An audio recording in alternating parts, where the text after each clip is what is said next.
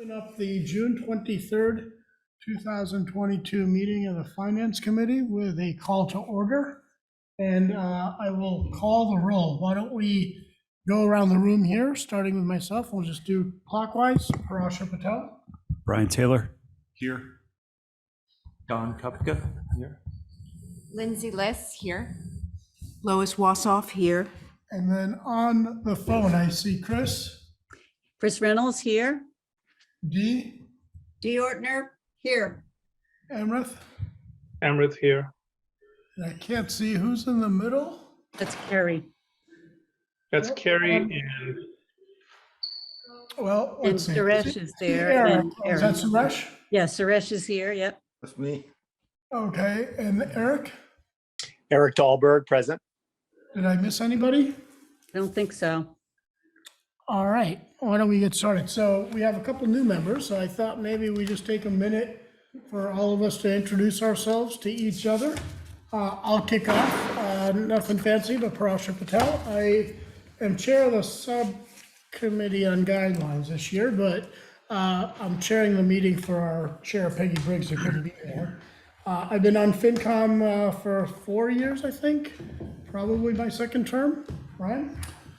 Brian Taylor, been on the committee for about 5 years. Very nice to meet the new members, Suresh and Lindsay.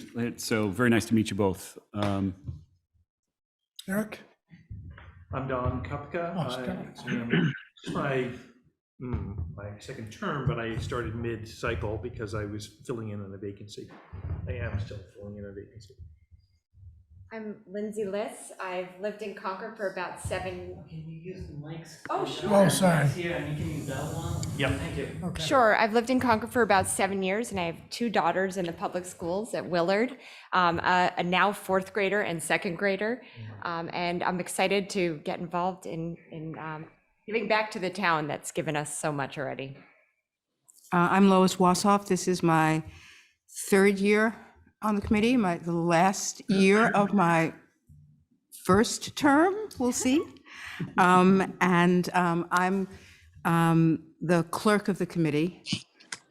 So later on, we'll talk about how we're going to handle minutes for this year. I have self-assigned me to do the minutes for this one until we talk about what our procedure is going to be.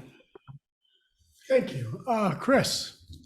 Yeah. Hi, I'm Chris Reynolds, and this will be my 5th year on FinCom, and I was the chair last year. Great. Dee? Dee Ortner. This is my first year of a second term, so it's my 4th year on the committee. Great. Amrith? hi to the new members. My name is Amrith. I've been on the FinCom for a little less than a year, and I've been in Concord for a little more than a year. So it's nice to meet you virtually. Suresh? Hi all.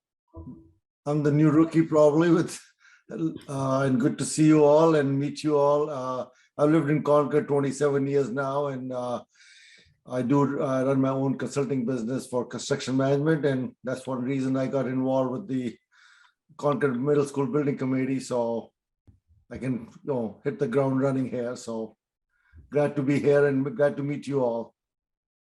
I think Peggy has already assigned you to some relevant committees, so thank you. Let's see, I think that's Greg. That is Greg Guariello, 4th year on FinCom. Eric? Hey folks, Eric Dahlberg, just starting my 2nd year on FinCom and my 2nd year as a Concord resident. Welcome. Carrie, do you want to introduce yourself and then we'll go to Linda? Hi, I'm Carrie LaFleur. I am the interim town manager, former chief financial officer. I've worked with the town for 6 years and worked directly with the finance committee up until 6 months ago. But I make appearances on occasion and will be with you mostly during the budget season. Thank you. And Linda?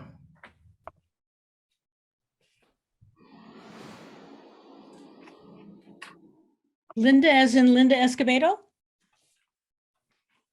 Great, thank you. All right. Well, Anybody else? she did, oh, yeah. Are you asking a question? I'm sorry. Yeah. Yes, Just say yes, you might as well, Linda, you might as well introduce yourself. Yes. Yeah, thank you very much. Linda Escobedo, member of the Select Board. I'm beginning my fourth year.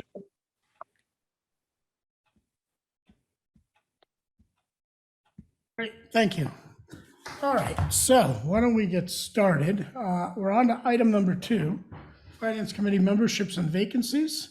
You can see in our packet, page 2, we've got a list of us. We have 1 vacancy, and then we have, I guess, observers from both the Select Board, the School Committee. We've got the emails for the relevant folks with the town and the schools as well. I think Linda or Carrie, correct me if I'm wrong, Bob Connery is going to be our staff supporting us and doing all the legwork for us. Is that right? Yes, I'm not sure that was his last name. I think it's Conroy. Misspelling. Okay, great. We'll get that corrected. And Bob, are you actually on the meeting right now? I don't see Bob. He is not. Okay, we will move on. So the second item is committee. Actually, let me see if anybody has any questions before we move on. That was pretty self-explanatory. Okay, so now let's go to committee assignments, which is slide page 3. Peggy has proposed, I think, committee assignments after speaking to most of us. I'm looking around the room here. We did it in the meeting. Okay, oh, last meeting that I missed. Okay, perfect. Any questions, comments, concerns around the assignments? Can we talk about schools? The school assignments or the? Yeah. So so this was the thinking. You'll see there's an open spot there. So Kathy's not here, but one of the things that she noted was that she was looking for help on schools. They meet fairly frequently. They meet almost every week at this point. They don't always discuss financial matters. So sometimes if you take a peek at the agenda, we may not need to cover it, but a lot of times they do. I would say at least twice a month, there's financial matters. So I believe, Kathy is still on schools, but she was looking for at least 1 second. And I was suggesting either Eric or Amrith to be a second. So I don't know if either of you guys have an interest in that, but we need some more coverage on schools. I'm gonna say it's likely I'm gonna be ending up traveling a lot this year. I see my name later down the list on rec. I'll stay on that because I was on that last year. Mhm. But if Eric's able to take schools, that'd be great. Otherwise, maybe we'll have to split it or something like that. What do you think, Eric? Yeah, I was just going to say, I've got some capacity. I've only got 1 other assignment, so I'd be happy to serve as backup for schools. That'd be great. So I think if you can give Kathy a call and figure out how you guys want to divvy it up, that would be great. Okay. Thanks. Will do. Thanks, Parashar. Yep, so let me ask you a question. The ones that are blank, were they left blank or are we looking for volunteers? Because I wasn't at the last meeting. I think they were left blank. I don't know if, I think you'd have to ask Peggy. I don't know. I think those were open questions that we didn't solve at the last meeting. John, you're going to volunteer for one of them? I'm on 2 right now. But I think in some cases we said that they're either, at least in some, I've forgotten which, they're no longer meeting. There was one. Yeah. Like broadband is no longer meeting, so that one's okay. Yeah. Amrith, you're going to take rec, so that one can be solved. I'll take right? that one. Yeah. If broadband's not meeting, I'll take that one too. No, you can't. That one was mine. I think it's okay, Parashar, to let this sit as it is, unless Peggy told you specifically she wanted to move on. These committees are not very hot right now, the ones that are open. So I think you can leave it for this meeting. Yep, no, that's exactly what I was going to do in the interest of time. So we're good there. We can always revisit it if we have to. Okay, so moving on. So we've got the assignments. Eric is going to take schools. and Amrith is going to take Rex. So the next item, before we go into town meetings, let me turn it over to Chris. We have some late breaking news around the estimate for the middle school building at the design stage. I think a lot of folks probably know what's happening, but for those that don't, I think, Chris, you want to take it away in terms of talking about the estimates. And just one thing, the goal is to just inform today, right? The estimates are what they are. There's a number of options that the committee's looking at. I don't really want to get into a substance of those options or anything. So with that as a caveat, go ahead and take it away, Chris. Yep. So very recently, I think within the last day or so, the committee has sent out what they received just recently as well from the consultants that they work with in terms of there are two sets of estimates that they reconcile, and this is now on the developed design that they just finished up. So they take the information, and then they're looking to see what they project the bids will be in about a year. I think it's, or maybe in less than that. I think it's April or May of 2023 is when they actually go out for bids. It's a while away. So they make some projections and so forth. So the numbers have come in a bit higher than they had expected. So, and this is the construction costs. If you remember the budget, which was about 103 million, is in two components. One is construction costs, and the other is what they call soft costs, which is the sort of consultant's fee and profit and so forth, contingencies on top of that. They had built in, if you remember, at the direction or the suggestion of the select board, a bid contingency of about 2 million. So when they compare the construction costs, including the 2 million that they had as a contingency, they're about 3 million or so over where they thought they would be. So they're going to be talking about that at their next meeting, which is on the 30th. And they have a couple of options that they're looking at, but obviously we'll need to be paying attention to that. So Suresh is our main observer. I'm backup. So I assume we'll both be watching that meeting on the 30th, and we'll bring back to the group what we learn. And as I say, the committee themselves need to absorb this and debate it. They have not done that yet. So just wanted to give you a heads up. Thank you, Chris. I am sure it'll be the topic of the next few school committee meetings as well as FinCom, and I'm sure that both our observers and the school committee and the building committee, like they've done through the last couple of years, keep us updated so all of us stay aligned. So just wanted to get that out there. So town meetings. I think this is more of a reminder for everybody more than anything else. If we can, basically there's going to be a special town meeting in late September, early October. I think the topic is the school committee, is the middle school. Is that right, Chris? Is that No, it's DPW. So it's the road construction? I don't remember this. No, I think it's no, it's sewer. It's sewer, I believe, right, Carrie? It's a water or sewer. Yes, it's the water treatment plant. And back in 2014 or 2016, the town approved $16.5 million for a water treatment plant and some other system upgrades. And for those of you who have been following that issue, you know that the town was involved in a protracted litigation with the town of Acton over the water rights at Nagog Pond. That has since been resolved. Originally, the town was going to build the treatment plant in Acton adjacent to Nagog. The town went through that permit process, does have a permit to build, but it was a very difficult process. And now, because of PFAS and the additional treatment requirements as a result of that, that site is no longer large enough to accommodate the footprint of the plant. And so we're looking to change the location of that, which hasn't necessarily resulted in an increase. It's really the escalation of cost over time because we weren't able to construct when we originally wanted to, and now we have to take into account the PFAS treatment. So we have been approved for a low interest loan through the Massachusetts Clean Water Trust. But we do still need additional town meeting authorization for debt issuance for the project, which I believe at this time is expected to be closer to $30 million.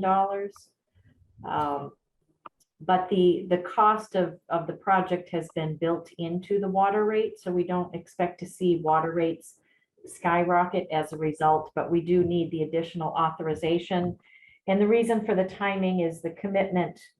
We need to be able to accept the commitment from the Clean Water Trust by mid-October. So we're asking them, is it, what kind of debt is it? Are we asking for a debt approval or a project approval? It is debt issuance. It is debt We're issuance. looking for, we issue general obligation debt for utilities as well. We're not issuing revenue bonds. Mhm. And yeah, that we do need that authorization. The good news is the interest rate we were approved for is 2%. So that's terrific. Yeah, Because rates are much higher than they were even a short time ago. okay. Any other questions? Okay, thank you, Carrie. The annual meeting on the agenda says May 1st, but I believe it's April 30th. Is that correct? It is April 30th. Okay, great. We're going to talk a little bit in a few minutes about well, I guess that's the next topic. Hey, Parashar, can I just ask one question? So, Carrie, on special town meeting, is there a calendar for that yet? We do not have a calendar yet. We will sometime in July. Okay. Would we be expected to run a hearing or anything? Yes, there will be a need for one public hearing. So there'll be a hearing. Would we need a report? Yes. Yeah, we would. Okay. It could be A single page or something, but yeah. yeah. So just like we did, Lois, with not the same type of thing, but it's, that we had the high school. So there'll be a process that's a bit abbreviated, but still a process for FinCom to go through in connection with that town meeting. So if the calendar, when in July is the calendar going to come out? Early July, I hope. Yeah, I would think we would have it to the select board for the July 11th meeting. Okay. Okay. All right. So we'll need to stay tuned and figure out when our dates are to get that taken care of. And how are we going to get briefed on it? Because we don't really know much. We don't really interact with Alan's group. So should we have him in July? What should we do here to get? It makes sense to have him in sometime in July or August. Okay. So Parashar, you may want to mention that to Peggy for the July agenda. It makes sense for us to get Alan Cathcart from DPW on the agenda so we can be briefed on the debt offering.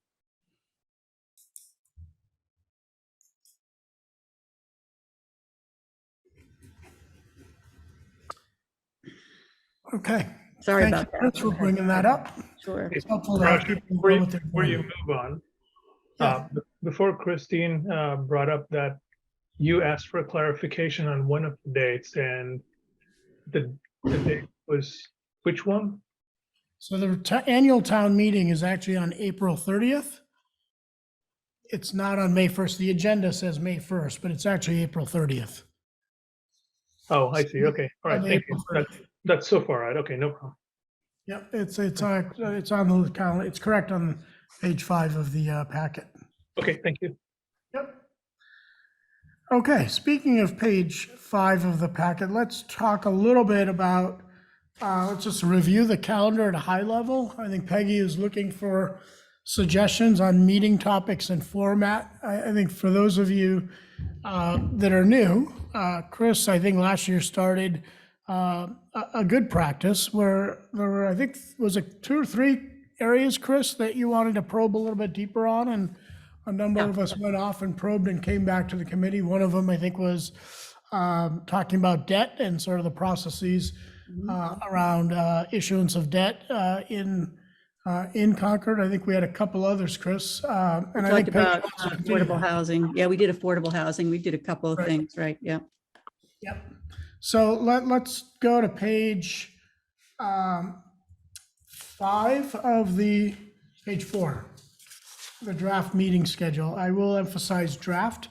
It should be fiscal year 24, actually, not 23, but let's keep moving. So the next meeting is July 28th. I think Chris is gone, but I'm going to double check with Peggy. She was going to ask if Chris Carmody could actually send out meeting requests versus us all independently maintaining our calendars. So I'll ask Peggy to see if that's happened, and hopefully Chris can do that. But the next regularly scheduled meeting is July 28th. We have another one in August. We just talked a little bit about the special town meeting. The calendar will slip a little bit there. This says review the town meeting September 8th. I guess the question is, do we bring in Alan in July, or can we move it to August? Carrie, I'll look to you for thoughts around that. Is it imperative that Alan come in at the end of July? No, it's not. I know a lot of you are new and maybe don't remember town meeting when this was discussed. I think we're hoping that it's not a new project, and the project is a little different, but we are hoping that we can move through the public process in a reasonable manner. It's tough because it's the summer. It's tough because you're in your season where you're just meeting once a month. But we're looking to have town meeting as late in the fall as possible to meet the state's timetable. So I think we're hoping like the first week of October, if that's possible. So there may be it really depends on how much, if you think you'll need more than one presentation or one presentation plus the public hearing, if that is going to be sufficient, I think you can do that in August. You don't typically meet in August. Right. So that would be something to consider as well. Yeah, I think Peggy has to figure that out, Parashar. But the thing to remember, Lois and others, right, is if we have to issue a report, the report has to be in the hands of the community. I think, is it 2 weeks, Carrie, before the date? I think with a special, it's just a week. A week, okay. So we also have to back up from whenever that meeting is to make sure we have a report available. So it means we would have had considered and made a recommendation probably several weeks before the 8th. So again, I haven't seen I haven't seen the details of it, so I'm not expecting it to be controversial either, but we'll just need to, I think Peggy should figure out how she wants to put it into the calendar. So, okay. So then we've got regularly scheduled meetings about once a month going into. Oh, can I go back? I'm sorry, Parashar. So we used to use August for training. So that was where we had an orientation session that anyone could attend, but in particular, it was for new members. So it looks like, is Peggy intentionally not using August for training, Parashar? Do you know? I don't know the answer. We can find out. Bob or Carrie can tell us if we can pick a date for training based on availability and interest. But my understanding was that training was a special day. It wasn't a regular meeting. Yeah, but we didn't meet in August, so that we had one meeting in August and it was a training day. It didn't have to be on the fourth Thursday, but we don't typically have a regular meeting in August because of vacations too. We tend to have a harder time getting quorum in August, but anyway, so I don't know, Carrie, if you want to do training or if we want to do training, but that's just something for us to think about. Yeah, we typically would do that the first Thursday in August. I actually am away. Then we do have a recorded training that is available, and we certainly could do something later in the month. I would assume that would be me versus Bob, although Bob may be good too. Yeah. Certainly is very knowledgeable, but yeah. I'll touch base with Peggy and see what she wants to do. I made a note of it. Okay, thank you. Yep. And then even though it's not on here, I think as you'll see when we go over the guideline process, we'll probably start adding meetings as needed to speak with the town budget folks, the schools, et cetera. So we'll touch on that in a minute. Got a little bit more frequent, if memory serves me, last year into November and December. And then, of course, we had the hearings going through January, February. My memory is a bit cloudy, probably on purpose, but so this agenda, I think, or the schedule, as I said, is draft. We'll flesh it out a little bit more, but expect a cadence of meetings leading into budget season through December and January. And then we've got hearings, as it says in 2023, public hearings almost once a week, leading up to April and town meeting. And then we'll close out the year at the end of May and then start the whole process again this time next year. Any questions or comments or thoughts? Just one, Parasha, you said you were going to be getting Chris to send out meeting invites. That's going to be sorry, that's going to be for the entire year's meetings, not just the next one each time around, right? Yeah, I'm just hoping that it can be a regular practice, frankly, and that some of the ones we know about are put out in advance. Okay, thank you. Okay, so with that, let's actually, Carrie, do you have my presentation that I sent around, the slides? I want to talk about guideline process, guideline membership, as well as the SGR calculation, maybe just I can check. I didn't have that queued up, but just. Okay, while you queue it up, let's talk about membership. So at least as long as I've been on the finance committee, the subcommittee, the guideline subcommittee has been the entire finance committee. Peggy, when she was previously a member of FinCom before some time ago, it wasn't always that way. Apparently, it was a few members of the FinCom, was a true subcommittee. They went off, they made recommendations to the full FinCom. So Peggy asked us to talk about whether we've got a preference, basically. So I'm gonna throw it out and just get people to think about it. We can talk about it. As the chair, I'm fine either way, so it's really up to what the committee wants to do. I'll just start by saying I actually like the methodology we currently have. I think it's very inclusive. We always end up coming back to talking to ourselves anyway. So I feel like given our size, sorry. Of what I said was I have a preference for the current methodology that we have. I think that it has been working very well. I feel like we report into ourselves anyway. So, and you know, we're a body of 15. So it seems a little strange for 2 or 3 folks to go away and then for us to come back quickly and then ask them all the same questions we would have asked anyway. So that's just my thought. Yeah, I just want to say I totally agree. I think it's actually more efficient. You don't find yourself in the position of bringing the people who weren't in the room up to speed because we were all in the room.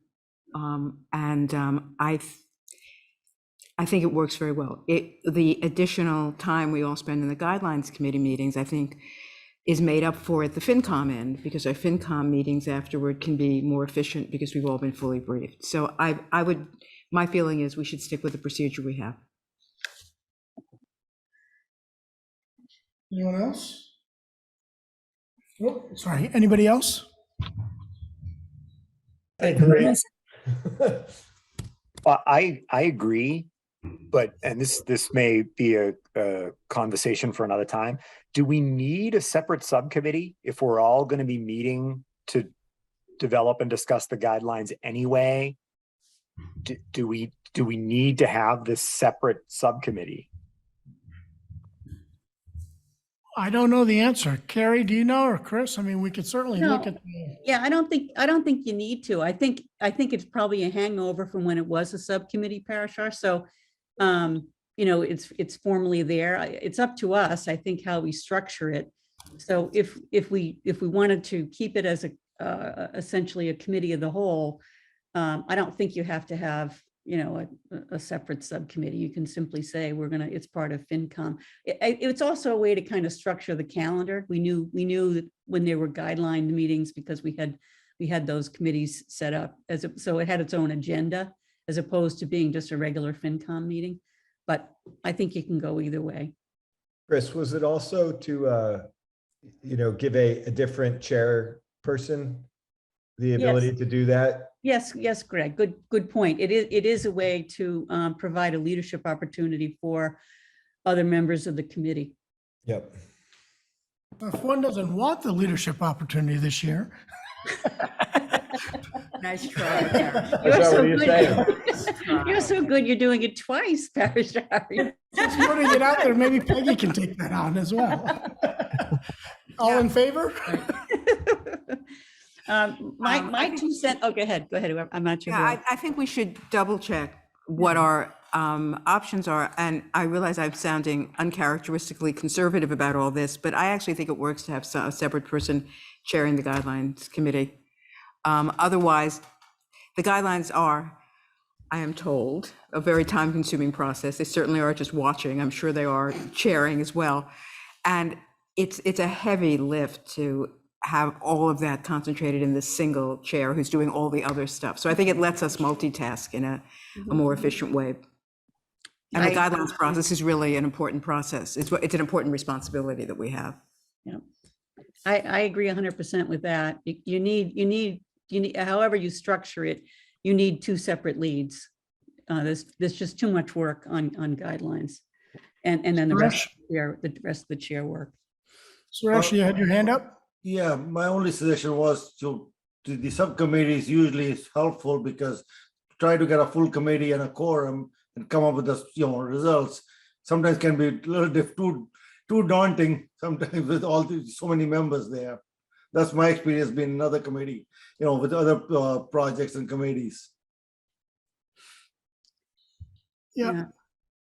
Okay. Anyone else have any comments? So I would say, I can go either way. Here's to me is what the committee should think about. So if we were to have a subcommittee that was a subset, the pluses could be that those folks who have financial background, who have strong interest in how the budgets are constituted and the drivers behind them could focus on that. And then others could perhaps focus on other topics that Finance Committee gets involved in. So you'd have a little bit of divide and conquer. The downside to that is that, as others mentioned, given that it is probably the most important task that we have as a committee, when it comes time to getting approval of what the subcommittee has done, it may require a lot of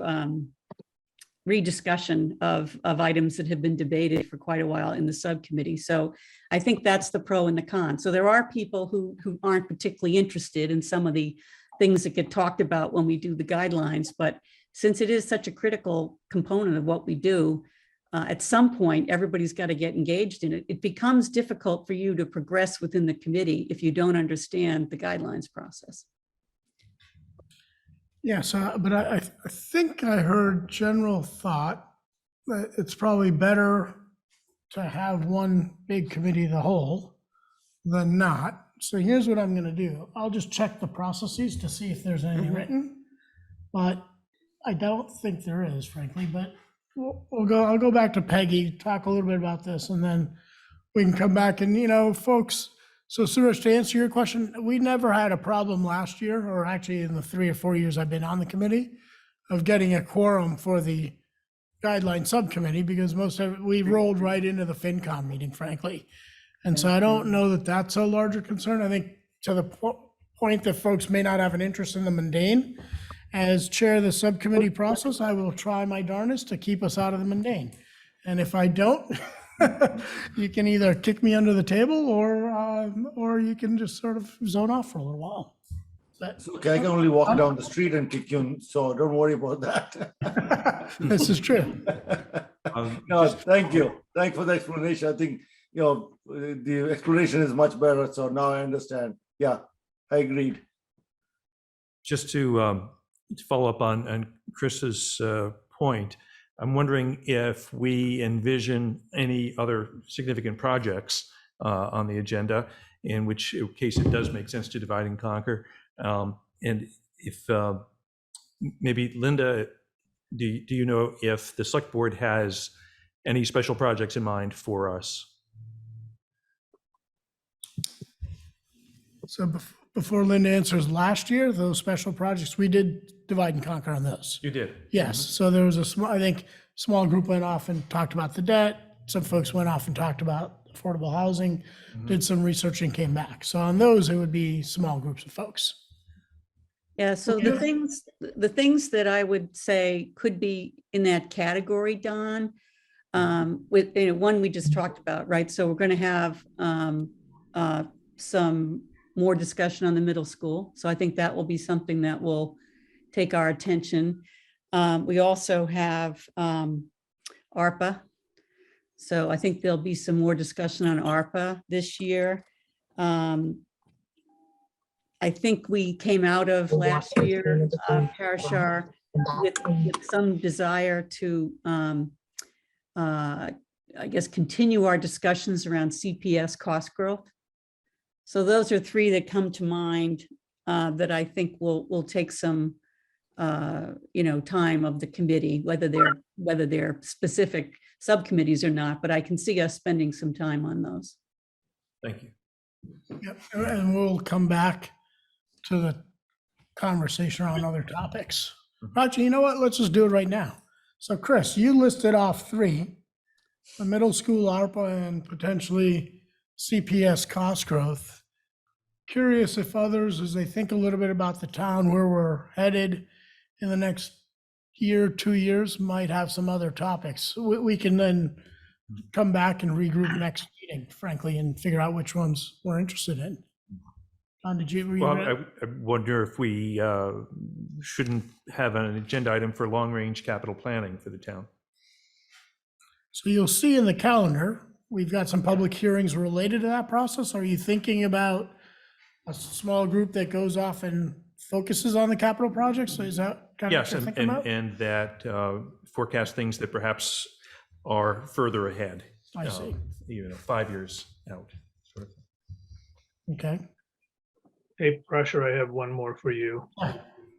I think, I'm looking for it right now in my email, but I think the rec committee is going to be coming to you with some request for more substantial money in the next year or 2 years. So we may end up spending a little bit more time looking at what is going on with rec. Yeah, that's a You're talking very, about the BD Center? yeah, that's a very good point. We discovered in our hearings last year that the BD Center is going to anticipate starting to run at a deficit at some point. And that's something we might want to be preparing ourselves for in advance. So that's a very good point. Yep. Yeah, and they're completing a strategic plan. So I think Amrit's absolutely correct. I'm sure they're going to come forward with some requests on funding. The other one that I put on the list, Parashar, are green initiatives. So both the town and the schools are looking at electrifying fleets, and that is going to have some costs associated with it. I'm sure it'll come up in the at some point in the warrant articles. But if you remember from last year, the school's capital budget came under some criticism because they had not, or they were adding, I think, a diesel bus. So the superintendent and the school committee agreed to relook at, I think, the electrification of their fleet, but come back with a comprehensive plan. So I'm not sure the exact timing of that, but I can imagine it would happen in the next year. Good. Any other topics? Yeah, this is Dee. I haven't found my little button. One of the things that I was thinking about with regards to our guidelines and coming up with guidelines, and it somewhat fits into the where you're saying November and joint meetings with the select board and school committee. What I was thinking about was we develop these guidelines, they're advisory, and both the town and the schools try to come, as close as they can. But I'm wondering if we should have some time where we meet with them to talk about the guidelines and what possible, and I don't mean individually, I mean collectively, the town, the schools, and the finance committee, to talk to them to see, do they see where they can't meet the guidelines, and how do we start working collectively with that? So it might fall in under this umbrella where you have joint meetings on capital planning, but it's also their budgets. It's not just capital planning. Yeah, so let's talk a little bit about that in a minute, Dee, as we talk about Okay. guidelines process and the SGR and everything. Any other topics folks want to put out for consideration? Going once, going twice. Okay, we've got a healthy list. Let's move on to then the guidelines process and the SGR, et cetera. Carrie, can you put up the slides starting with slide number 2? Just sort of walk folks through. Or sure, can I make Yeah. one quick suggestion? And Christine, this kind of relates back to when you were chair. When you started your tenure as chair, one of the things that we did go through this process of really trying to identify specific initiatives that we wanted to focus on. One of the things that I think I heard you say back then was what we want to try to do is establish future initiatives that we may not cover them all, but they'll carry forward into the new year. And so I think we should try to develop a way of memorializing sort of perhaps your initiatives that we started with, because I think there were more than just the ones that we covered last year, and then carry them over. And if we've got new ones tonight, we know what those are. So we have a working list for the new committees that roll on to new members that roll onto the committee. So they're not starting from scratch trying to figure out like what they should be thinking about. They have sort of a memory of, or a record of what we were thinking about. And then they have some agenda items that they can really kind of start off with. So is there a way we can memorialize that and put that in the minutes somehow? I think that might be helpful for all of us. Yep, I can send the list to Peggy and say, here's where we were last year, here's what we got done, here's what was left. I know that the sustainability stuff was on there and economic vitality was on there. Those are the two that we really didn't get to. So I'm happy to do that, Brian. That's a good idea. And not only that, but actually affordable housing is something we ought to keep perhaps. Yep. Because that's And I think one- Ray had mentioned Ray that had last done week that, and or then- a month ago. Of course, it's not settled yet. We're still waiting. Right. That's another one for us to keep on hopper. Yep. Okay. Yep. I've been a note of that. Thank you. All right, Carrie, can you put up the PowerPoint slides again?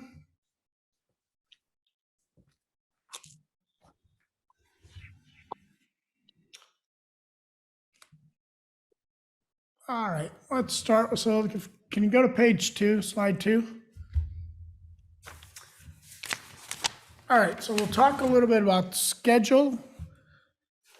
We then wanted to provide a background on the SGR, kind of how it developed, what the current formula, which was adopted by FinCom back in November, talk a little bit about potential refinements, and then kind of how the SGR fits within the context of the guidelines, and then in terms of how we can use both the SGR and whatever guideline recommendations we make, in essence, to help develop a guideline process, and then maybe some recommendations coming out of this if we have some consensus and agreement. So if you go to the next slide, and I know for folks here, it's hard to read in the room, but a tentative schedule, right?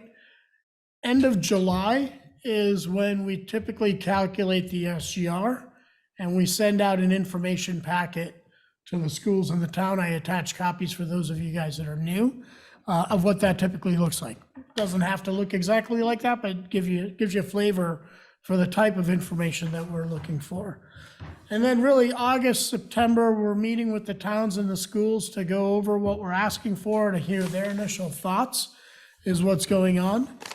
In the meantime, they've already started preparing 5-year cost estimates. That was the first year last year where we started doing that. So they're working in parallel, not only to develop the 5-year cost estimates, but also their initial fiscal year 2024 budgets.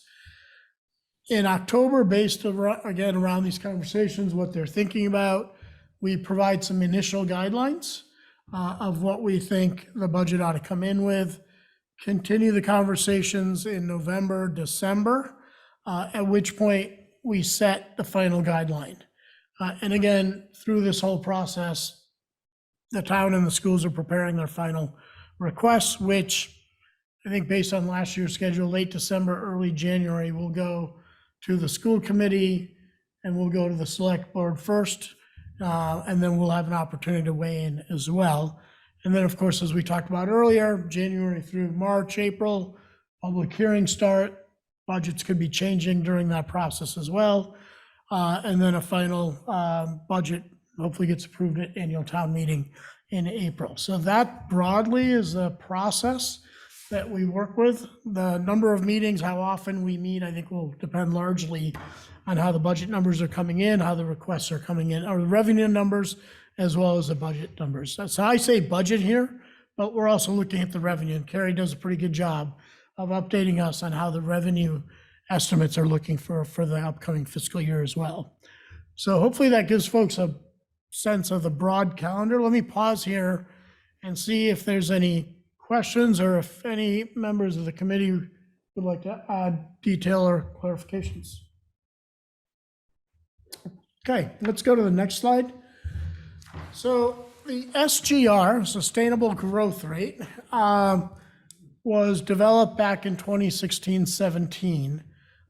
The intent was to make a statement to town meeting as part of the FinCom report each year around what the Finance Committee defined as fiscal sustainability and how that notion of fiscal sustainability should affect the town and the schools' planning and budgetary decisions. And so in 2018, the committee defined fiscal sustainability using the 5 bullets there that you see there. So to keep a level of excess levy limit to avoid overrides, maintain a sufficient free cash balance, make sure that we continue to invest in ongoing capital needs, avoid higher than ability to pay income growth, if you will, increase in our taxes, real estate taxes. But also, I think the last bullet is also to make sure that we can actually have a level of taxation that folks of various means and demographic backgrounds can actually live in Concord. The key thing to remember is the SGR doesn't have a direct relationship to the annual budget guideline. It's there almost to serve as a guardrail or a guideline, if you will, of what the next 5 years growth we would envision in town and school budgets so that we can maintain, decent infrastructure services, et cetera, while not seeing property taxes go totally out of control, right? So with that as the background for what they were thinking, in November, they adopted a formula, and you can see the formula on the next slide. So it's really simple. They looked at the most recent historical 12, then looked forward for future inflation. They used a proxy of the yield on the 10-year Treasury bill, basically, on the first day of July, basically. Added those two percentages together, divided by 2, and came up with the SGR. And you can see this is the example from last year. When we did it last year around this early July, it was 2.34. That number was used for the next five years, basically. Again, not for the budget, but for a sense of what the growth would look like in terms of what's sustainable in terms of cost growth. Okay.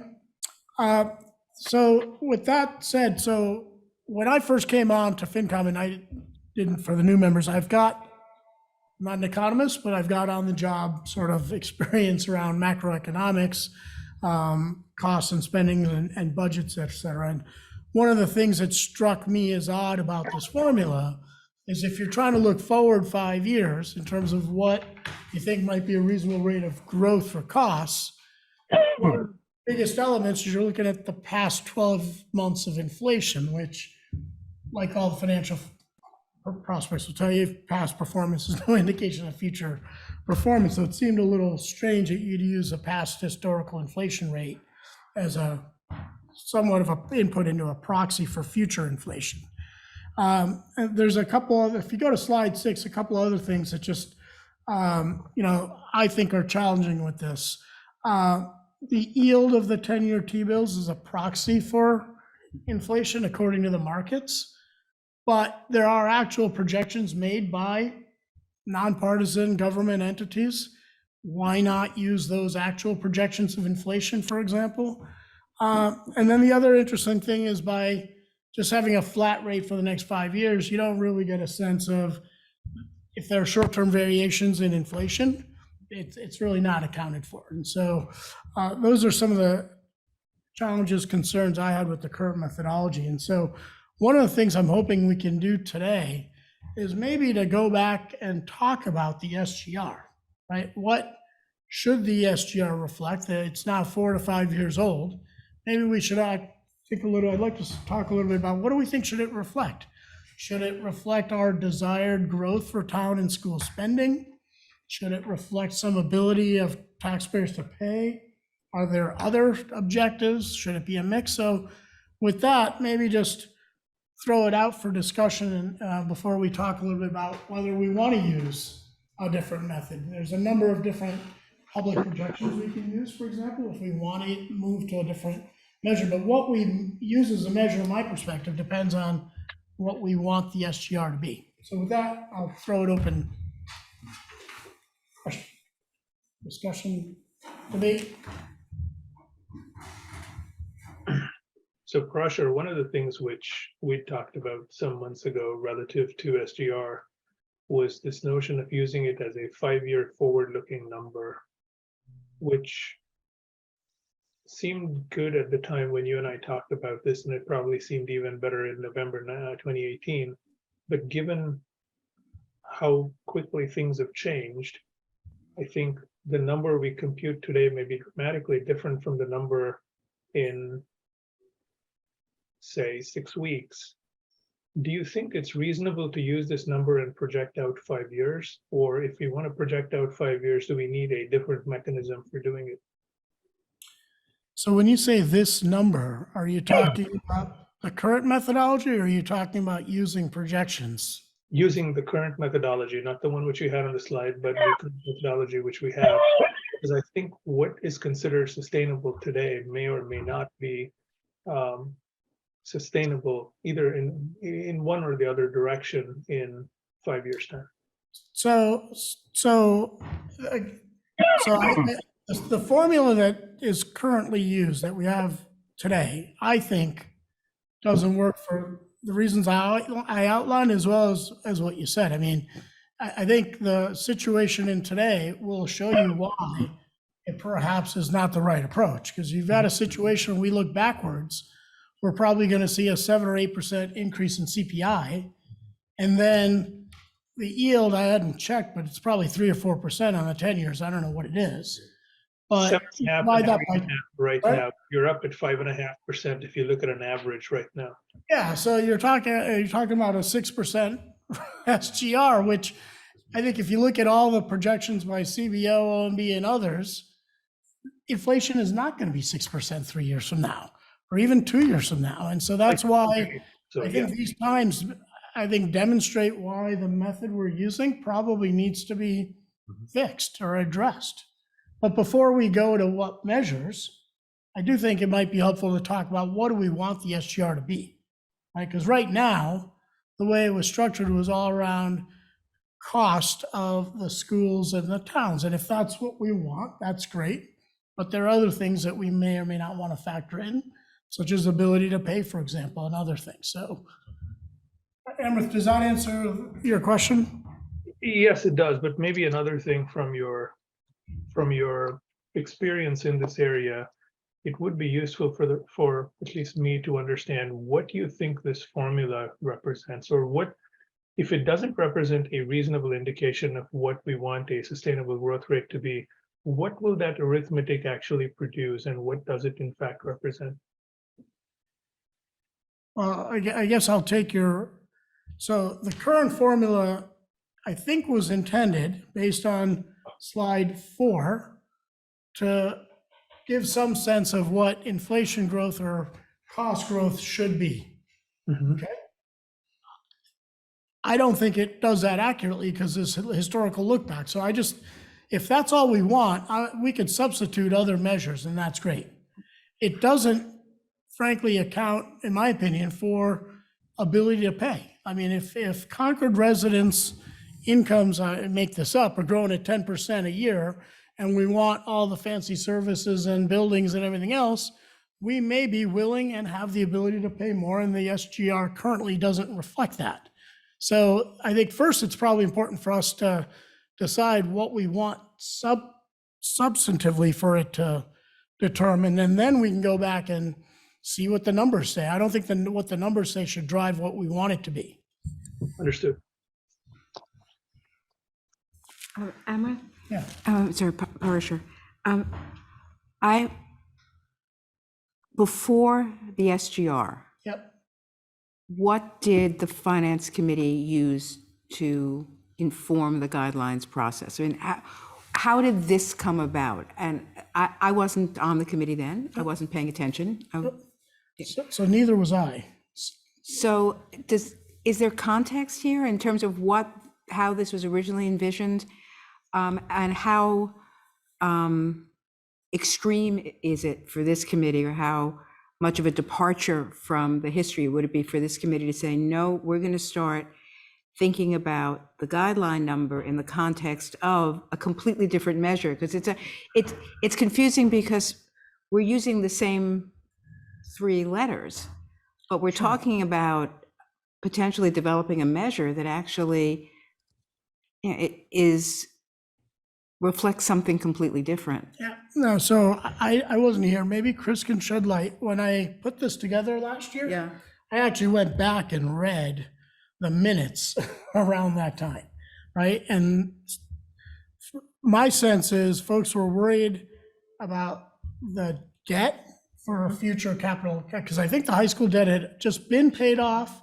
There was knowledge that we're going to get the middle school. There was some other debt coming on.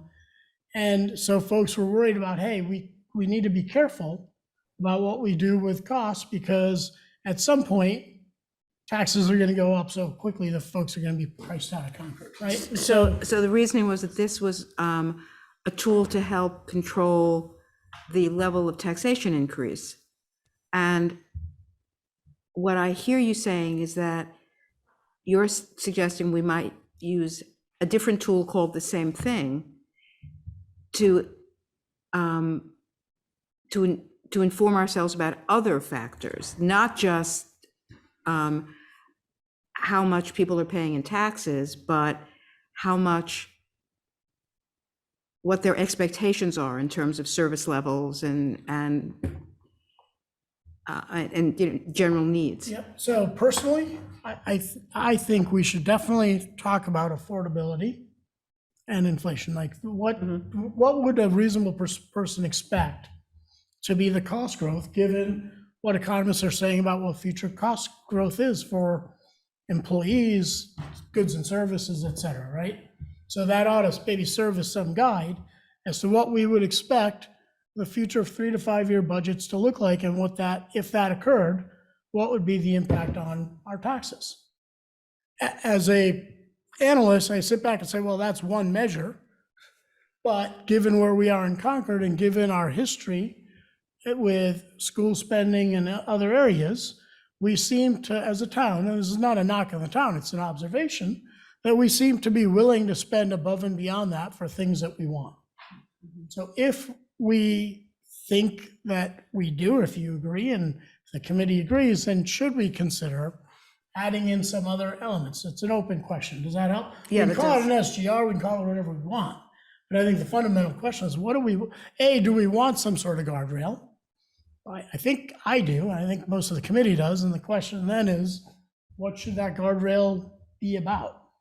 Does that help answer? Yeah, that's And very then helpful. is it really is that our responsibility to create this list of what's important to the town? I guess I'm just curious as a new member, or is that something that we should be asking for input from other town members on, right? Because I care about affordable housing and those things, but am I a proxy for the town by being on this committee? I guess that's a question. The Right? answer is no. Okay, That's not our purview. Our Okay. purview is to serve as an advisor. We're not here to set policy or Right. direct policy. Okay. And so this is a very important right. thing that we all need to remember as we go into these Yeah. conversations.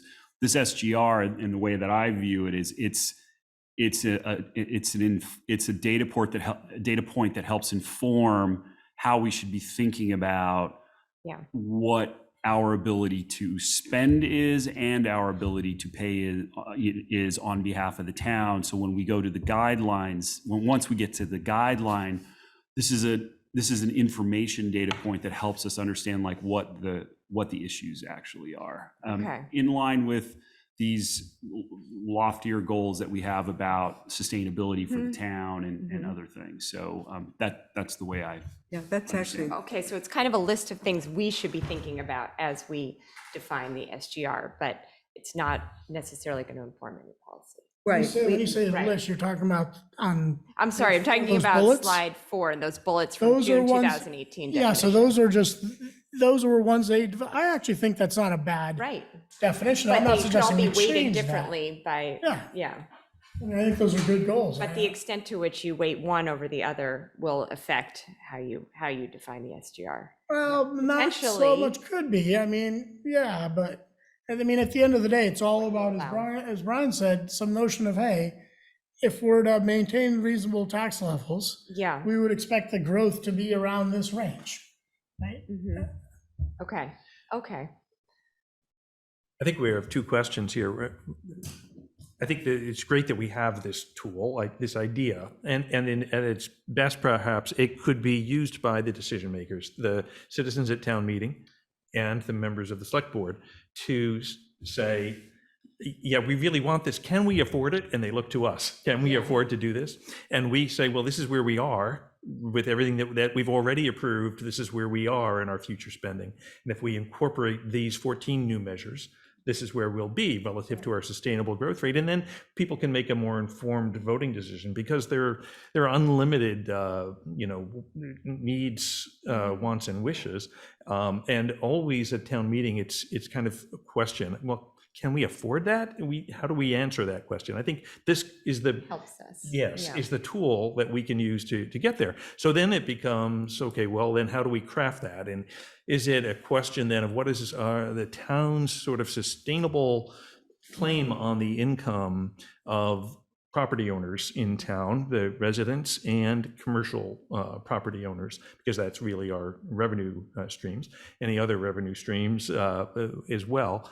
And what is, and then factoring into that, I think, would be things like projections for future revenue, for income, in other words. And then also, what is the claim that's being made by other communities on their residents' income?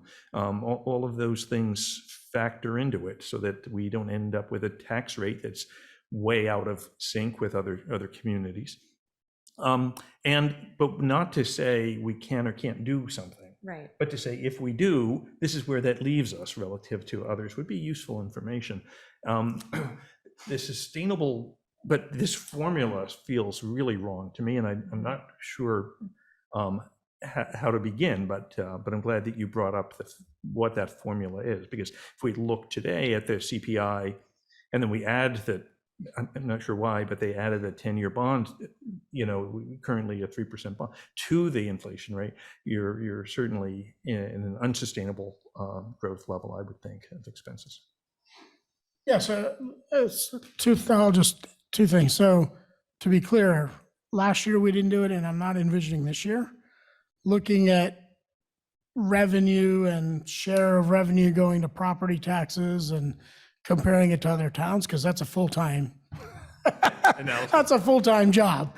So we did parts of that as we were talking a little bit about the impact of the middle school project on our taxes, but we didn't formally incorporate some of that into that in the SGR, right? And on the formula, again, as an analyst, whether it turns out using a different method, it's 3% or 5%, is almost secondary.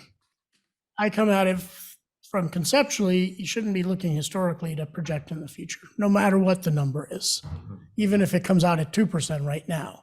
The method is just incorrect, my opinion. So let me turn to those that are virtual. I don't see any hands raised, but I'll just see if folks have questions or You comments. should see two hands raised. Chris has her hand raised. I have my hand up too. Okay, so let's go in order here. Chris, Amrith, and Dee. Okay, so just for context, so the SGR was signed off on, I think, in the first year that I was on FinCom. So it was my first year. So I was not present for the lead up to it, but my recollection is that, and it won't surprise you given our discussions of the past year, those of you who were on last year, that the committee was struggling with salary increases at the schools versus inflation. And this, since that's really the primary driver, right? So we know when we look at the driver of budget growth in the town, salary and benefits at the schools tends to be the major driver, and it was then as well. So what they were looking at were 3-year contracts where the salary and benefit growth was well over what was being experienced in terms of historical and projected inflation.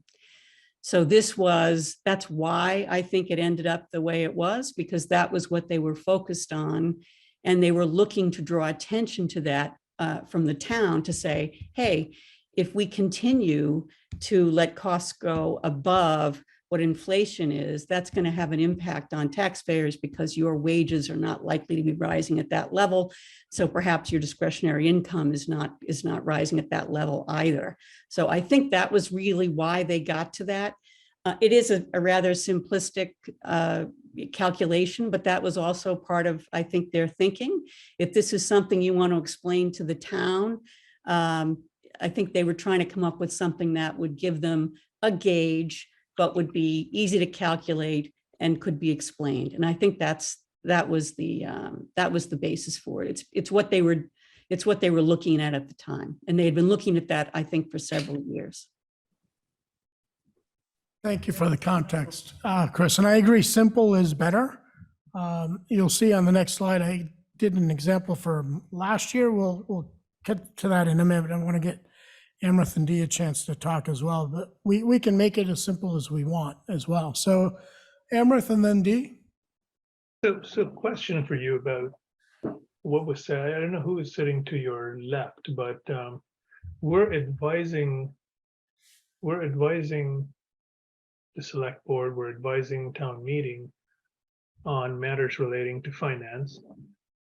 If I look at the kinds of questions we may be asked, one would be that if we maintain the same level of services which we had last year, what do we think the same level of service is going to cost next year? That's a matter of inflation. That's a matter of projecting the inflation forward. A significant portion of our expense is coming from the school. Nothing in this seems to talk about adding new services in town. Was that part of the intent of SGR to begin with, to look forward and say that if we need to grow the town and the services which the town is going to provide, it is going to require a certain amount of additional investment, or was that out of? No, That was I don't believe so. I mean, a lot of additional investment comes in through excluded debt anyway. So large capital comes in through excluded debt. So I don't remember that being part of the discussion. However, certainly I think there is the concept, or there was, the thinking that, every year the budgets come in with, potentially more headcount or something, but if you have some sort of a guardrail, Amrith, then there's incentive for you to trade off the new thing that you want with perhaps something that has less priority. Understood. Okay, thank you. Dee? Yeah, I want to go back to what you had originally talked about, which was the current way that we look at it is based on past performance, and possibly we could be thinking about looking at future performance. And I would say I would definitely side with the latter. I think it's in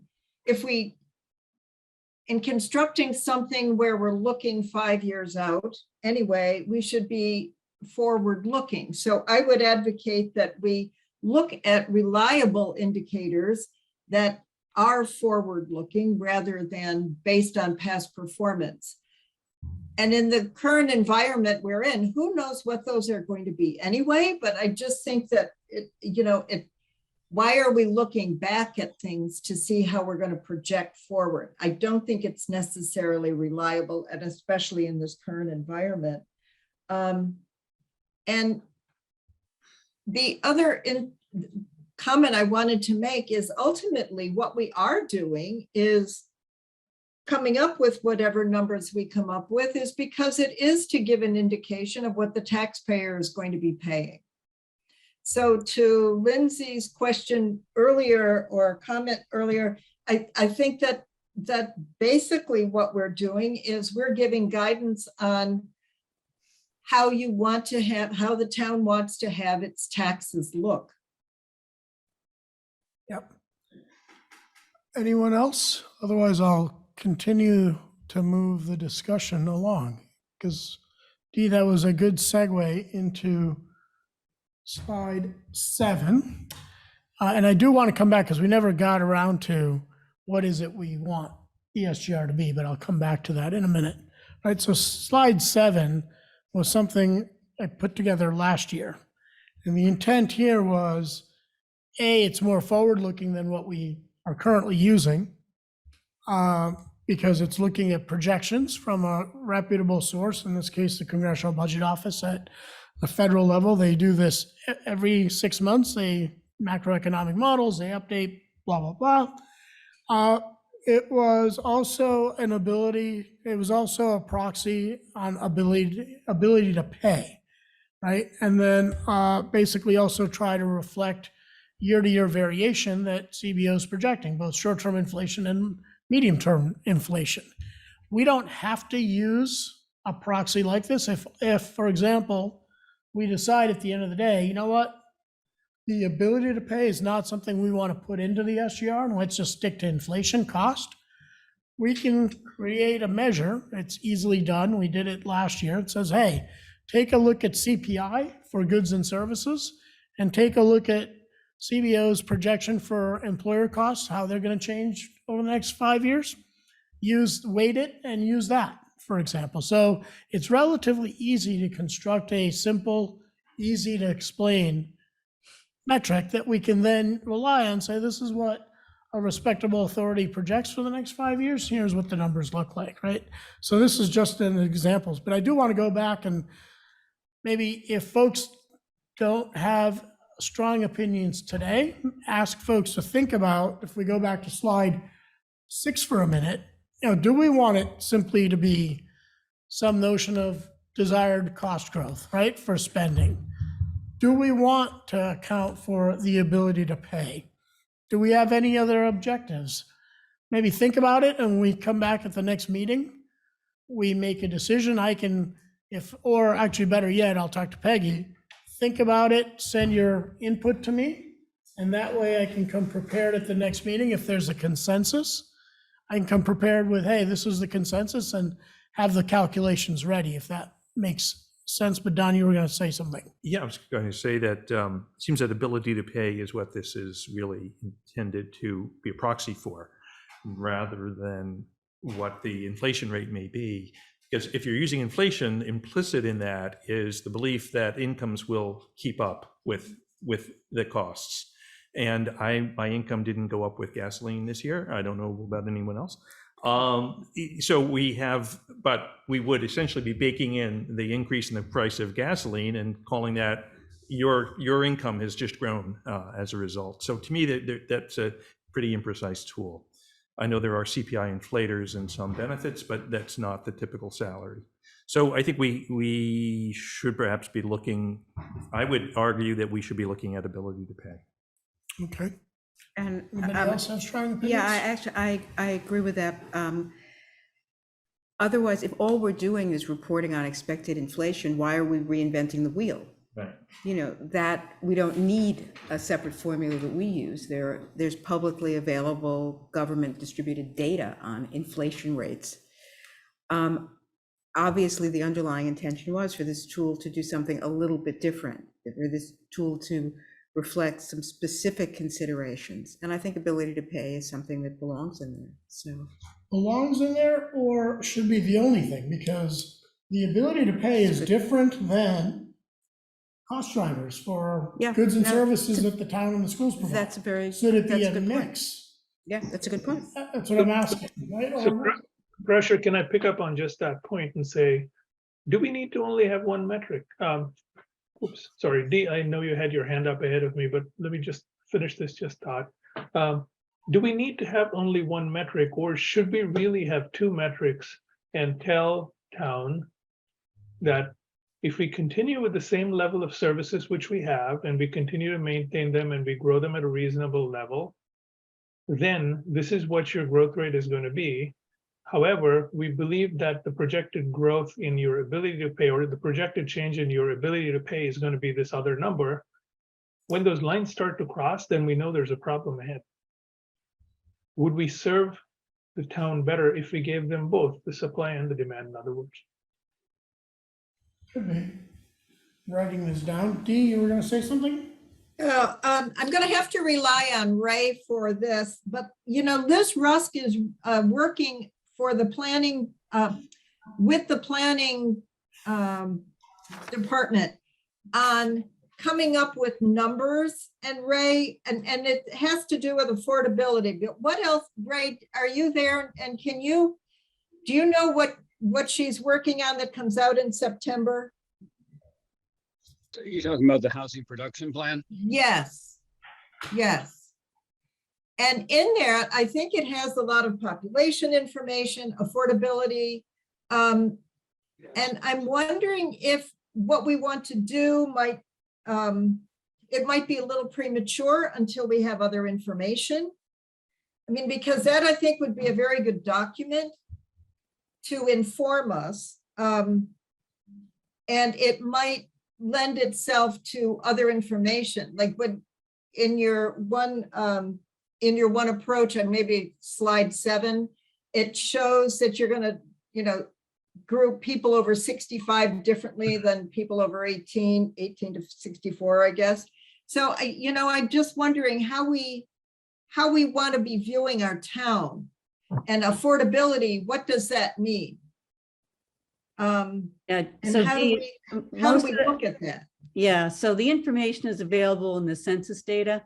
So if you go on census.gov, you'll see that information from, I think it's the latest census, which was in 2021. So you'll see all that data there. So that's something that we can reference. Amrith, I think you're right. I think it's really two different things. But I think trying to figure out what's affordable is pretty challenging. And so that's, I think that's exactly where people started in 2018. And they ended up with an inability to figure that out. But I think that is the formula, right? It's two things. We can tell you if we change nothing at level service, here's what we would project costs go up. If there's no prioritization, right? If there's no substitution of, I need this to go up, but this to come down, then this is what happens to taxes. And then you can say, how do we feel about it? We could sort of look at that just as citizens and say, if the tax rate moves up to 5%, we think that's not where people want to be. And remember, the other thing that was coming that now is upon us, right, is the middle school. So, which has its own separate bump. Of course, the taxpayers have approved that, but, for us, I think we look at it in totality, right? Here's what's going to happen to the tax rate. But I think that's right. I think your thinking is exactly correct. And I think that's the same thinking that went into the good old SGR. Brian, you were going to say something?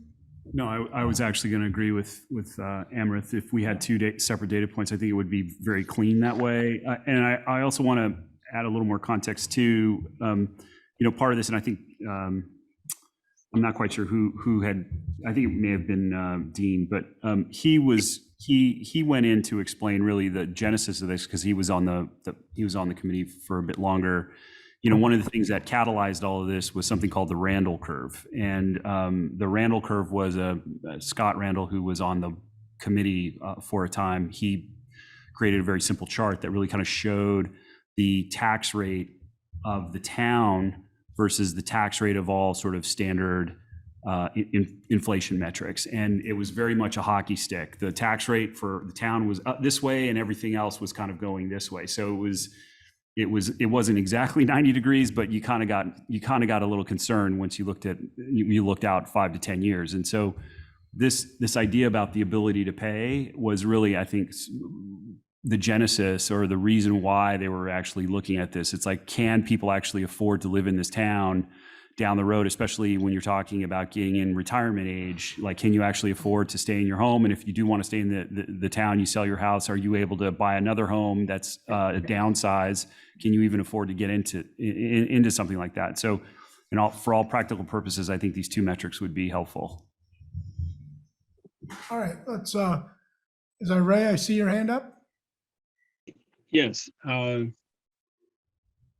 Liz, Russ, I mean, the housing production plan does describe some of the demographics of the town and how the aging, well, first of all, the median price of the house in Concord is $1,160,000 more or less. And so one of the observations was that people who live here probably couldn't afford to move here now anyway. And the median age is getting older and young people can't afford to move in. So those are some of the things that are driving the demographics and driving the housing production plan. I'm not sure how we use that for SGR. I do like Amherst and other people's suggestion about creating a range, basically saying, here's what level services would cost, basically inflation, and here's what we think a reasonable increase of services would cost, and use input for that from the select board and the town manager and maybe other perspectives in town. I'm still listening, but I do think that two numbers, a range that we work within and that we can explain at town meeting or to the select board would be useful. Okay, good. Chris, Suresh and Eric. I'm still trying to get my head around it, so I'll pass. Okay. No Eric, questions. Greg, Thanks. any preference, ability to pay, mix, inflation only? I The don't have amount of any- money the Tooth Fairy gives to kids? I think a mix, and I And if we don't want to have two metrics, if we think By that that. mix, I mean two metrics is what Right, I'm two hearing. actually. metrics, yeah. But if we want to combine them, we could also do, one metric and then have some kind of multiplier or something that, we apply, could weight ability it to or pay something, yeah. multiplier or factor or something applied to it to keep it as one metric. Okay. It also needs to be, I think Christine mentioned this, it needs to be explainable. Yeah. Yeah. I agree. So- Completely agree. If we have two, that could be complicated. So for next steps, you had mentioned, Let me just give Greg an opportunity I'm to say sorry, yay or yeah. nay, and then Oh, we'll, Go ahead. I don't have no comment right now. yeah. sorry, Greg? I don't have any comment right now. So- I agree with most of the stuff that's been said, but no comment. I think I'm hearing a consensus, two separate metrics. One is, hey, based on known measures of inflation, prices and or goods and services, right, and people, here's what we think the SGR could be, and we could weight that just based on the dollars for goods and services versus people. We did it last year, so that's easily doable. And then I can look into what could be a potential metric for ability to pay is hard, because, I mean, Well, it's relative. it's relative, and then you've got this notion of, well, people. Bashar, can you come back to the mic? Yeah, ability to pay is a hard thing to nail down in an easy manner, right? Because it's Yeah. ability, willingness, all of that. Plus, you've got a mixture of folks that are on fixed incomes in town, some of whom, it's a small percentage, by the way. I did the research on this. It's a small percentage with low income in town, but even those that are on fixed incomes, many of them actually have a pretty sizable fixed income. So it's kind of hard to get a proxy for what their growth, their income growth is going to be like. Which, my which, assets. which is why it's going to be almost impossible to find a really accurate proxy. Age is kind of a blunt instrument to use, but it's not an irrelevant one. It's not, it may be the best that we can do to keep it simple and explainable. I don't know that we need to go into the weeds at all, though, because there's aggregate data for a zip code. So we could look at the total and say here's from the census, here's the aggregate income of this community, and here's the tax burden. So that's for existing data. The projections is what we're talking about. Yeah, So but projecting out that But I'm is saying stay at that, challenging. stay with the aggregate, and it's quite possible the ability to pay will be growing at a slower rate than the projected, inflation. Yeah. That's Okay. reality. And or else we say that if we are going to be, we would reasonably forecast that we're creating a larger claim on the income of the. I'll push back a little bit, and Yep.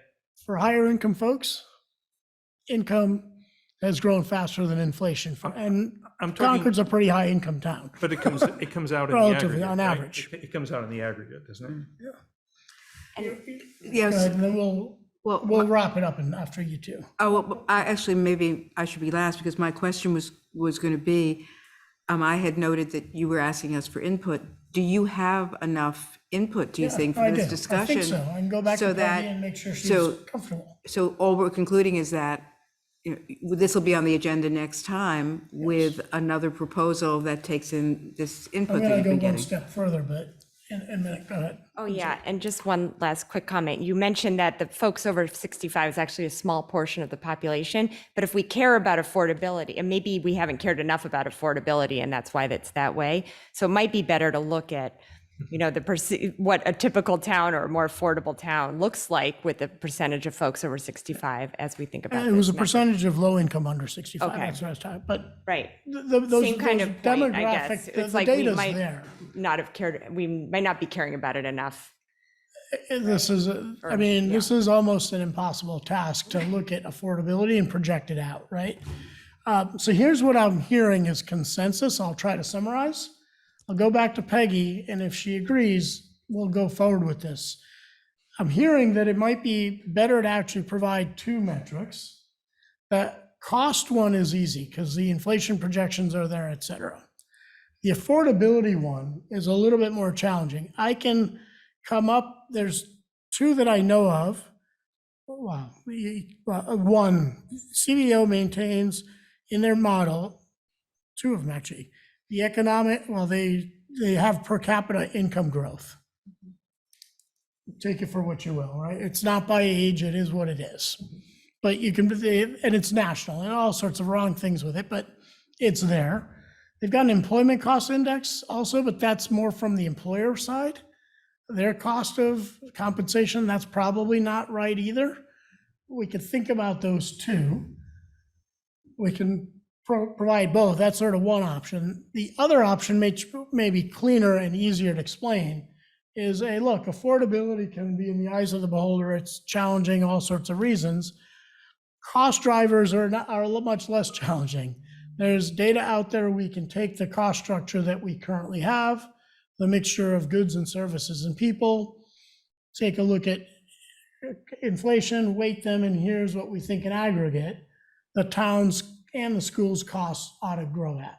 And then folks can make up their own mind relative to their own personal situations as to what we're proposing for this year and kind of what we're seeing in the future is something that we ought to think about as a town at each meeting, et cetera. Those seem to be potentially two options. Does that, anybody disagree with that? And go back to Peggy, summarize those for her, get her sense, and I can come back at the next meeting with, well, let me ask the committee. I can come back at the next meeting at the end of July and say, under option one, here's the two options, and here's what it looks like. And under option two, here's what that one looks like. And then we can pick if we want. I think that's a good approach. I think we're just going to want to, it'd be nice to react to something. Okay. So if you have proposals that you come back with, that would be very helpful. And then we can really just kind of hone in on one and then make a decision. Yeah. Okay. Vice Chair, can I just ask one other question? How would you use two different data points going forward? Well, the way I would envision using it, and that's a good segue, Greg, into the last couple slides. So if we have two different data points, and this would also apply to the second option, where we're saying, look, we've got a pretty good handle on what our costs ought to grow look like based on our mixture of goods and services and people. We would use that to guide our conversations with the schools and the towns in August, September, October, November, because remember, at the same time they're preparing fiscal year 24 budget, they're also working on 5-year cost projections themselves based on what they know in terms of, the school teachers' contracts run through the end of 2024. And then they've got to figure out what it's going to look like for 25 and beyond. We've got some sense. So it would, I think, help inform those conversations, Greg. The second data point around affordability, it can again maybe serve to inform us as we think about fiscal year 24 budget overall, but I can envision also putting both of those data points into the FinCom report and highlighting it for the town at the end of the process. So I could envision using two data points that way, Greg. I don't know if that makes sense. Oh, totally. Yeah. So we're not just going to go based on sustainable growth rate. We're going to sort of redefine that as to whoever, I forgot who said earlier, if we're taking the SGR and just redefining it now, it's probably better to rename it to something else, right? So that people don't mix it with the old one going forward. But I like that idea. And, And under the second approach, we would just do the same thing, again, inform the conversations through the whole process.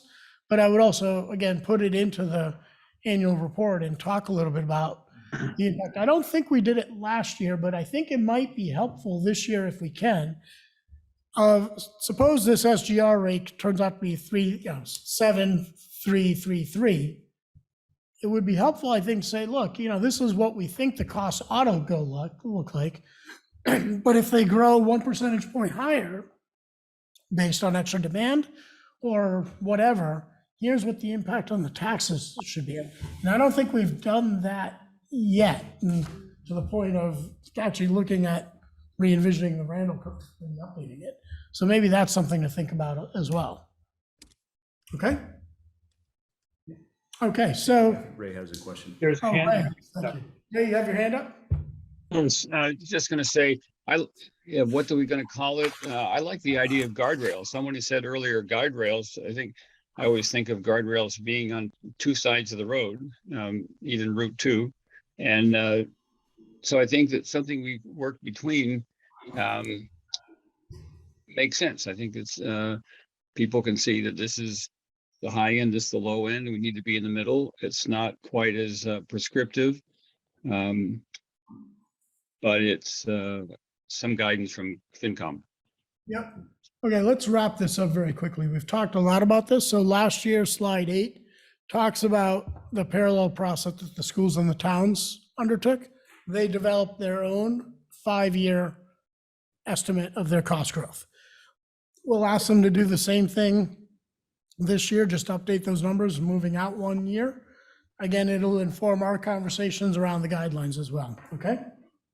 And then slide 9, I think just addressed slide 9 through Greg's question. Both the SGR and the school and the town's own cost reports will again just help inform our conversations, our decisions around what the guidelines will and are, and ultimately, hopefully, what the final fiscal year 24 budget gets, how that gets adopted.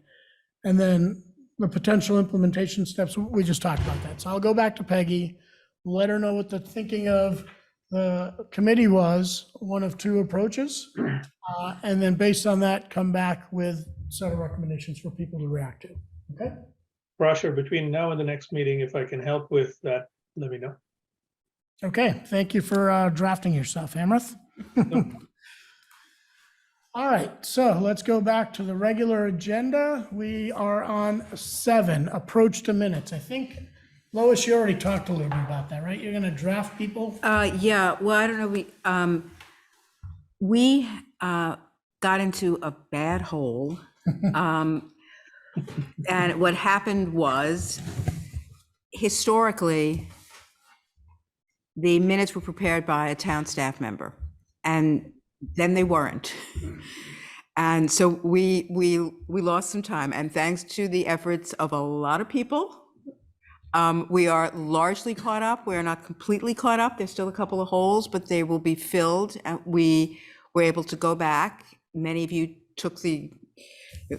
were willing to take on the assignments and go back. And we're just about caught up. Going forward, we need to assume that we are going to be responsible for doing our own minutes. I don't think we can assume that there'll be a town staff member available to us regularly. So Peggy and I talked about this, and what we're going to start doing is at the beginning of each meeting, so we're always dealing with someone who's physically present at the meeting, someone will volunteer to take the minutes. I volunteered me for this, so I will prepare the minutes for this meeting. The draft minutes, then, after they've been prepared by a committee member, will be submitted to the chair and to me as clerk and edited, and then they'll go to the town and be distributed for approval. And hopefully we can get into a rhythm of doing that, so we really are approving the minutes of the last meeting at the current meeting.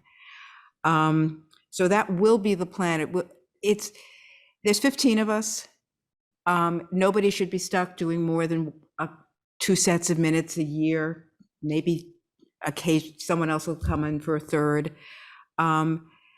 They don't need to be as lengthy and detailed. I'm hoping to make my minutes of this meeting sort of a template for people so they can see. I've done minutes for board meetings in my professional life for longer than I want to admit. And you just work from the agenda and you fill in for each agenda item, there's an explanation. And I really will make sure that this set of minutes becomes kind of a template that everyone can just fill in the boxes. So I'm hoping this will stay pretty straightforward.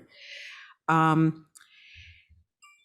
the guideline meetings, the same procedure will work, except the guideline minutes will be drafted by a member and then submitted to the clerk of the guidelines committee for review within a week or 2 after the meeting. So if that procedure works for everybody, we'll never. Who's the clerk for the guidelines subcommittee? I'm looking for the list right now. Emrith.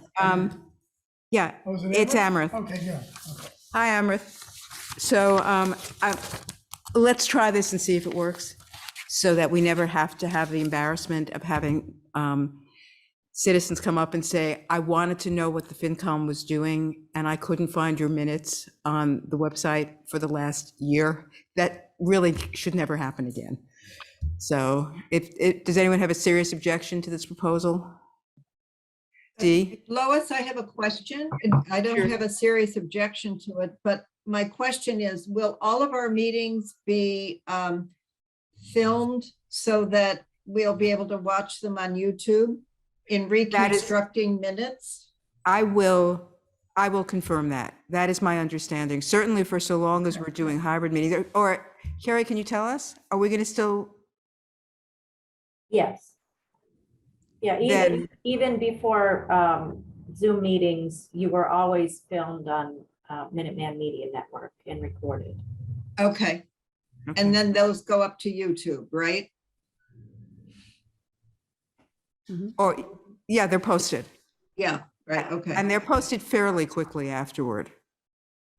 So, I mean, I've been taking notes, but you're right, Dee, it'll be enormously helpful, even if you, the idea is that we should each be doing minutes for meetings we're attending, but it'll be enormously helpful to be able to go back and review a discussion if your notes got a little vague in there. Good, thank you. Eric and then Greg. Yeah, so two just housekeeping suggestions around this. One, for the chair, Parashah, for you tonight, and for Peggy, I can take this to Peggy. Could we make it a standing agenda item at the start of each meeting to align on who exactly is going to be the scribe for that meeting, just so we're all in sync and there's no like who's on first situation after the fact? And we don't forget to make the assignment. And then Yeah. the second housekeeping item is it too aggressive? Would it be too aggressive a turnaround time to set the expectation that the minutes of a meeting would be ready for review and approval at the next scheduled meeting? So we just have like a steady conveyor belt of minutes going. Dee, did you want to say something about that? Or? I wanted to say something about that. Going on later into the year, we're going to be having meetings almost on a weekly basis. Yeah. So the That may be a little aspirational. You know, yeah, you're right. that could be. You could say 2 weeks. I think we should just say that, you know, our goal is to have the set of meetings for the next one, but we won't every time.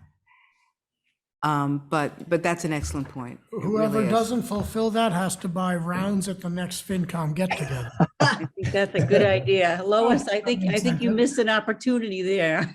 Yeah, I think you're right. I think you're right.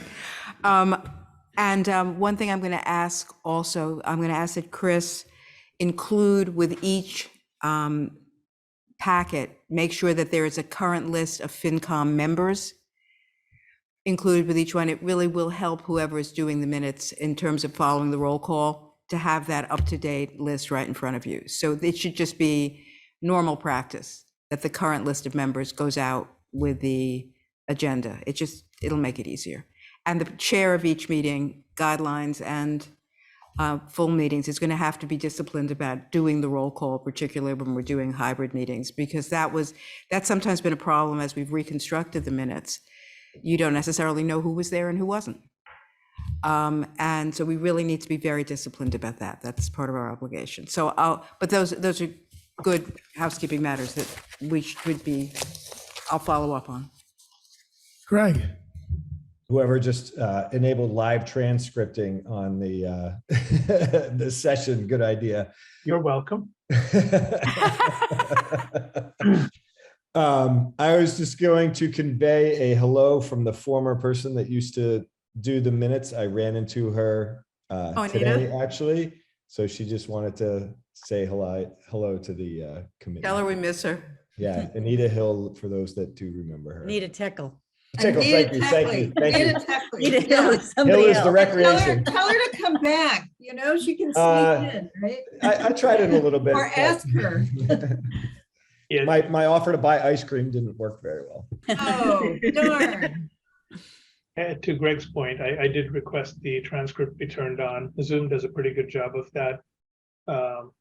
That will be available for us later. If we make the agenda, the first item on the agenda to appoint a scribe and also to turn on transcripting, I think it'll be a boon to whoever has to do the minutes. What does that do for you, Amara? When It's a I word did- by word?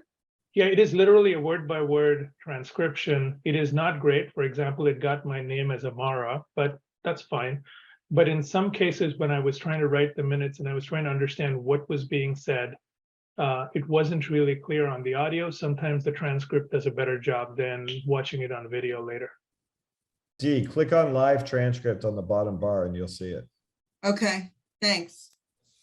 Okay, so. We do have at least one set of Yes, minutes that's for what I was going to approval. turn to. Great. So speaking of minutes, has everyone had a chance to look at the minutes from the May 1st meeting? Yes. Yes, Okay, great. So can I get a motion to approve the minutes? Motion to approve the minutes of May 1st, 2022. second, Any changes to the minutes? Okay, let's do a roll call. So Chris, aye. Dee, Yes. Amrith, Yes. Ray, Yes. Greg, Yes. Suresh, I'll abstain. Eric, Yes. Brian, Yes. Don, Yes. Lindsay, I'll abstain too. Peggy, Peggy is not here. Yes. He's not here. Lois, Yes. Prosher, yes. Okay. I think that was the last item on the official agenda.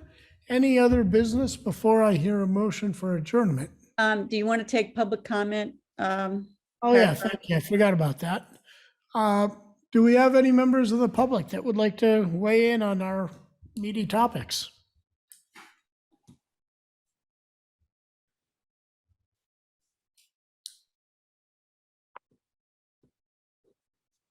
Okay, Carrie, you don't see anybody wishing to chime in, right? No, I don't. Okay. Can I get a motion? Motion to adjourn. Second? All in favor?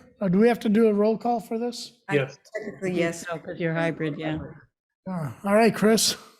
Yes, Dee, Yes. Amrith, Yes. Ray, Yes. Greg, Yes. Yes. Yes. Rush, okay, and Eric, Yes. Brian, Yes. Don, Yes. Lindsay, Yes. Lois, Yes. Prosher, yes. Meeting is adjourned. See you guys in a month. Good night. night. Good night. Bye-bye now.